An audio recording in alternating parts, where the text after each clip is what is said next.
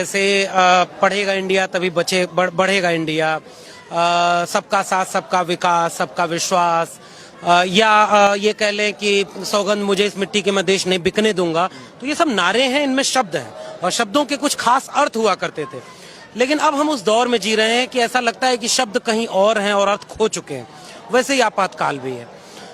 इंदिरा गांधी अगर आज होती तो वो अपने उस निर्णय पर जरूर पछताती कि घोषित आपातकाल लगाना कितनी बड़ी गलती है। बिना आपातकाल की घोषणा के उस आपातकाल से कई गुना ज्यादा दमन किया जा सकता है, इसका उदाहरण पेश कर रही है मोदी सरकार। और इस समय कोई भी तबका ऐसा नहीं बचा है जिस पर आपातकाल लागू ना हो। घोषणा नहीं है, भ्रम बना रहे ताकि हम जमहूरियत में जी रहे हैं, बाकी कुछ बचा नहीं है। दलितों के ऊपर नक्सली, छात्रों और प्रोफेसरों के ऊपर अर्बन नक्सल, टुकड़े टुकड़े गैंग, मुसलमानों ने लड़ाई लड़ी तो पाकिस्तानी, किसान लड़ने आए तो खालिस्तानी। और उसके बाद उन्हें रोकने के लिए जो बाड़बंदी सरहदों पर हुआ करती है, वो एक देश की अपनी जहां सरहदें टूटा करती हैं, एक देश बनता कैसे है?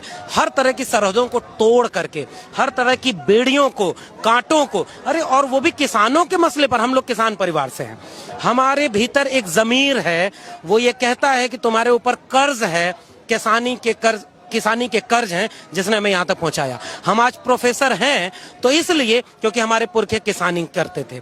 उन्होंने बंजर जमीन में फसलें पैदा की, उस ईंट पत्थर को बाहर किया, कटीले कांटों को निकाल करके सुनहरी फसलें पैदा की ताकि इस देश के पेट भर सके।